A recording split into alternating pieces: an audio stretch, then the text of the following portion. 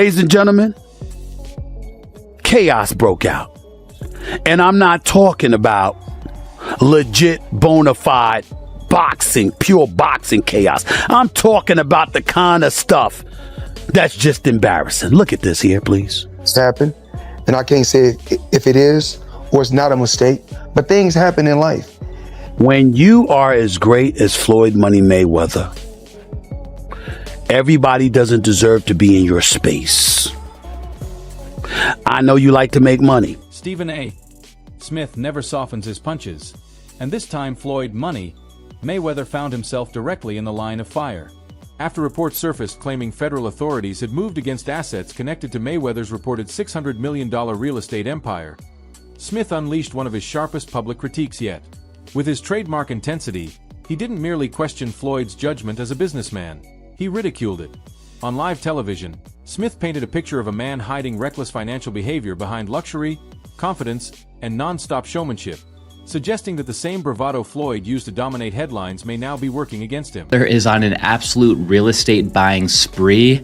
I'm honestly having kind of a hard time keeping up with all this. Just listen to some of these headlines. All of these were posted just in the last 8 days alone. Floyd Mayweather lands $402 million deal to buy over 60 buildings in New York City. Mayweather puts $100 million in $3 billion JV. Mayweather buying a stake in former Versace mansion in Miami Beach. I knew this guy was rich, and it's no secret that he's been doing some big real estate deals lately, but he's absolutely on a roll right now. Different sources give different numbers, but Floyd's net worth is estimated to be as high as $1.5 billion, which makes him one of the wealthiest athletes in the world. Because of that, he's owned massive mansions in Las Vegas, Beverly Hills, and Miami. The storm grew even darker after accusations tied to an alleged $42 million scam began circulating, followed by reports that federal investigators had supposedly stepped in and seized or frozen major pieces of Mayweather's real estate portfolio.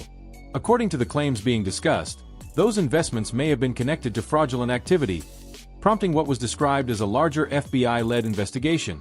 Several high-value properties reportedly became part of that probe, and those assets, once promoted as part of a roughly $600 million empire, are now being talked about as possible evidence rather than proof of success. Mayweather has denied wrongdoing, but the situation has already placed a huge stain on the public image he worked for years to build as a disciplined businessman and savvy investor. If the claims prove true, the consequences could reach far beyond money and strike directly at his long-term legacy. All right. Now, Floyd Mayweather Jr., there's a story circulating that Business Insider did talking about this $400 million property deal that he had been discussing here in New York City. But now, according to Business Insider, it's not what you think it is. They said there's no evidence there's been a sale of these properties, and it's 62 rental apartment buildings in Upper Manhattan. Here is what Floyd Mayweather had said at the time on a video that he posted on his Instagram. I love bringing the people into my lifestyle, showing the people how I live. Now, I know you guys see me on the regular talking about real estate. Well, lately, I purchased 62 apartment buildings in New York City. And what I need you guys to do, slide over and check out the photos. It's not all 62 buildings, it's a few buildings, but guess what? All the buildings belong to me. I don't have no part. What makes Stephen A. Smith's criticism hit harder is that he has actually seen Floyd's lifestyle up close.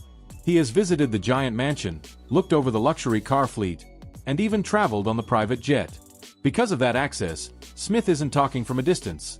He has seen the scale of the money machine with his own eyes. And to be fair, Floyd's discipline inside the ring absolutely did carry over into business in many ways, helping him earn more than $1 billion over the course of his career. His known property plays, like the Las Vegas mansion reportedly valued around $10 million and the Beverly Hills home once tied to a massive asking price, support the image of a man trying to convert fight money into long-term wealth. Smith has acknowledged that Floyd doesn't only spend on luxury for attention. He has also built a portfolio intended to extend his fortune beyond boxing. One of the biggest headlines came when Floyd reportedly moved into real estate on a much larger scale, including a major New York deal involving more than 60 buildings in Upper Manhattan.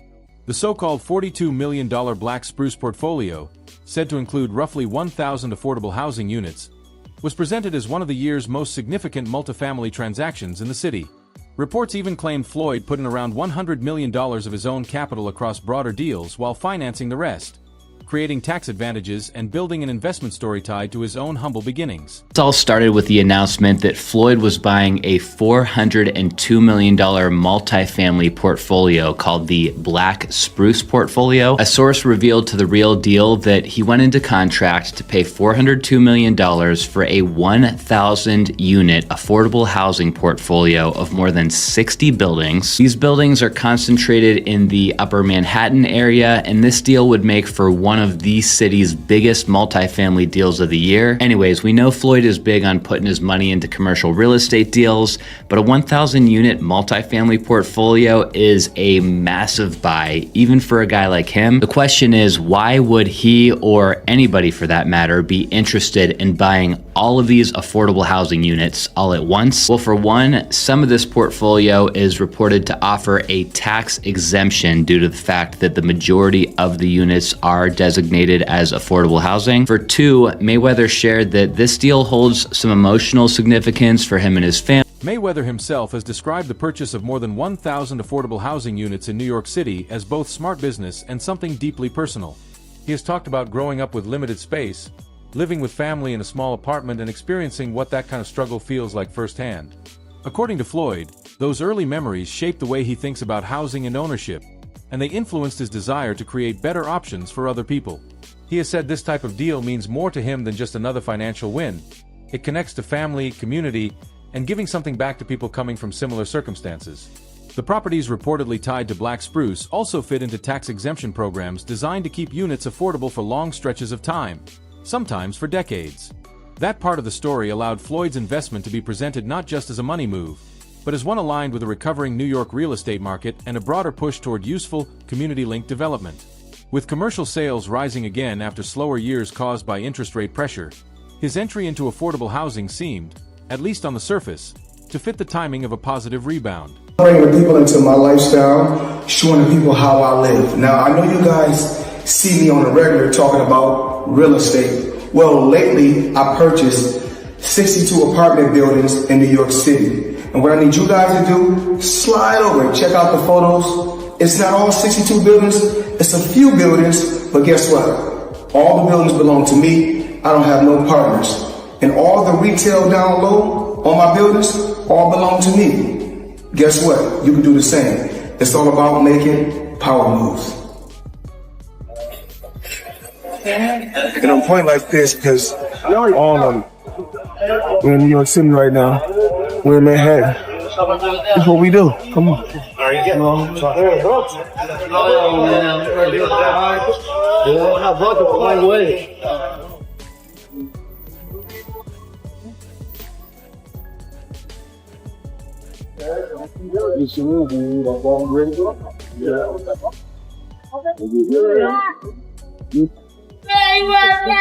I can't stop.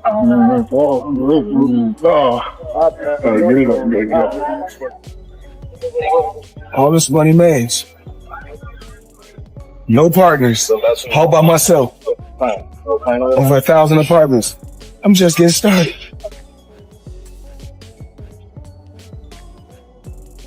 For Floyd, real estate has long been framed as a cornerstone of building real, lasting wealth. Something that provides security, monthly income, and the chance to create something that outlives boxing. He has publicly repeated advice he once received. If you buy property in New York and hold it long enough, you will always come out ahead. Floyd has said he started with a $5 million property move that allegedly brought in around $50,000 a month, which only strengthened his belief that real estate was one of the most reliable ways to make money work for you. Over the years, he has spoken about building stakes in multiple projects, and he has also been linked to a major investment in a multi-billion-dollar office portfolio associated with 601W. Floyd doesn't present those moves quietly either. He often talks about them in a motivational way, telling people that they can make similar power moves if they think bigger. In late 2024, he reportedly made another major leap by investing in a $10 billion office portfolio managed through 601W, described by some as one of his biggest business commitments yet. That portfolio was said to span 18 office buildings and more than 10 million square feet across cities including New York, Chicago, and Jersey City. Among the key assets tied to that story were major commercial properties like 410, 10th Avenue and Hudson Yards, the Aon Center, the old post office in Chicago, and Harborside in Jersey City. The exact number Floyd put in was never made fully public, but reports claimed it exceeded an earlier $100 million position he had taken elsewhere. The bigger point was clear. Floyd wanted the public to see him as someone betting on a recovery in office real estate, using a buy low, rebuild, and reposition strategy rather than simply parking money in flashy toys. Floyd Mayweather back in the real estate news again. This guy's on an acquisition spree like I haven't seen in a long time. You got to remember, in October, he bought a portfolio of multifamily properties in around Manhattan for $402 million. Well, this time he went all in on office property for a $10 billion portfolio. I got this out of Real Deal, by the way. Now, some of these properties that listed are 410 10th Avenue and Hudson Yards. You got Jersey City's Harborside Office Complex. You've got the Aon Center in Chicago and the old post office building in Chicago as well. So the portfolio includes a total of 18 buildings that take up to 10 million square feet of space. Now, he's not new to this. He's got office properties as well. He's got a pretty good portfolio so far. He's got 16 properties worth about $7 billion. He's going to add this portfolio to it, and he's going to be on a tear. So I hope he has a good marketing company as well. But congrats to him. Even if short-term returns in those spaces might look modest, more like what you'd expect from a REIT or a slow-building yield play, the long-term upside was presented as much larger, especially if the properties were upgraded intelligently and the market rebounded the way Floyd believed it would. That is why his business moves have often been described as part of a bigger plan to create generational wealth rather than just temporary lifestyle money. The idea was simple. Take boxing earnings, move them into tangible assets, improve those assets, and let them grow into a long-term legacy. Floyd has repeatedly suggested that prime city real estate carries lasting value, and that belief appears to guide many of his investments. Whether people believe all of his claims or not, that philosophy has been central to the business image he has tried to build for years. It was real estate, commercial real estate, skyscrapers actually. I looked at certain athletes' career and I said, I don't want to end up like that. So what I did was this. It started off with $5 million. Put up $5 million. I was getting $50,000 a month every month on the 18th. How in 36 months, of course, with one of my new investments, I would be making $300 million a month. But what investment is that? Just in real estate. I got you. And I'm heavy in real estate. I'm real heavy in real estate. Even though, I got my own liquid, and if that means cash for those, I break it down in layman's terms. Even though I got a lot of cash, OPM. Okay. OPM. You don't always have to use your money. That's why it's very important for y'all to make sure y'all keep y'all credit. Floyd Mayweather Jr. also reportedly expanded into another headline-grabbing real estate move by acquiring a major stake in the famous Versace mansion, officially Villa Casa Casuarina, located at 1116 Ocean Drive in Miami Beach. Originally built in 1930 and made globally famous by Gianni Versace, the property became one of the most recognizable luxury homes in the world. Mayweather was said to have partnered with the Nakash family and Eli Jindy, with reports suggesting Floyd would take over most of Jindy's position in the deal. While the final financial details were not publicly broken down, the mansion today functions as a high-end boutique hotel with 10 lavish suites, a gold-tiled pool, and a premium restaurant on site. Even if the returns from that property may not compare to broader portfolio investments, it adds a rare and iconic name to Floyd's collection, something that fits his love of status-driven real estate as much as long-term value. On top of that, Floyd was also reported to have invested around $100 million into a $3 billion joint venture with Go Partners through an entity known as Vita Properties, giving him partial exposure to a luxury rental skyscraper portfolio. Interestingly, Josh from Go Partners was also linked to the Black Spruce transaction, connecting two of Floyd's biggest real estate stories. But even as those moves built the image of a growing empire, pressure followed. After retiring in 2017 with a perfect 50-0 record and huge purses from fights like Pacquiao and McGregor, Floyd kept living at a level that required serious cash flow. He continued buying luxury assets, but financial strain also appeared in stories tied to his reported $22.2 million IRS debt from 2015. To help manage obligations, Floyd turned to exhibitions, fights that didn't affect his official record but did bring in major revenue. In 2023, he reportedly revealed paying over $18 million in taxes. A reminder that even with huge wealth, the responsibility of managing it never stops. His post-retirement life has become a powerful example of how even legendary athletes must keep moving carefully if they want their fortune to survive. Mayweather up until recently didn't have any money, so Floyd is the highest earning athlete in his career, making over $1.1 billion. And after making a killing, he ended up retiring in 2017. However, he dug himself into a hole after making super lavish purchases like this LA mansion. It was so bad that he actually owed $22.2 million to the IRS, which made him have to come out of retirement to pay that back. Like and follow for Stephen A. Smith's admiration for Floyd reportedly began to change when Mayweather leaned harder into exhibition matches after retirement. For Smith, there was a noticeable difference between a man once chasing titles, history, and all-time status, and a man now stepping into the ring for events that seemed driven mostly by money. A perfect example, in Smith's view, was the Floyd Mayweather vs. Logan Paul exhibition. Smith didn't hide how he felt about that matchup. He said it carried almost no meaningful competitive value because Logan, despite his popularity, was nowhere near the level of someone like Floyd as a real boxer. For a fighter who once ruled the sport at its highest point, choosing to face an internet celebrity looked, to Smith, less like greatness and more like a giant payday wrapped in spectacle. Not the greatest boxer in history. He's absolutely sensational. But he retired years ago, and for me personally, I know these exhibition matches are entertaining. I like the one with Conor McGregor, not so much the one with Logan Paul. Looking at these exhibitions and all of that stuff, that little melee and stuff don't matter to me. As far as I'm concerned, it could have potentially been orchestrated. I don't know. But I do know not just anybody should be allowed to be in the ring with Floyd Money Mayweather. Mayweather did return in 2021 for that exhibition against Logan Paul. And while the event was undeniably successful from a pay-per-view standpoint, the controversy didn't end when the final bell rang. Logan later claimed he had not been fully paid and publicly stated that Floyd still owed him somewhere between $1 million and $3 million.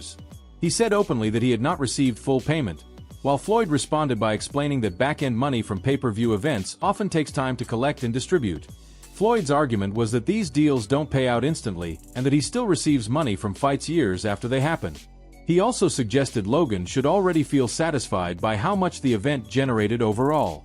Still, Stephen A. Smith used that moment to reinforce a bigger point, that Floyd's post-retirement choices increasingly look driven by money rather than by the desire to protect a once pristine legacy. When a legend goes from beating champions to staging exhibitions with celebrities and influencers, critics start to question what matters more, historical respect or revenue. In Smith's eyes, that shift matters, and he believes many fans feel the same way. For them, each exhibition takes a little more polish off the legacy Floyd spent so many years building.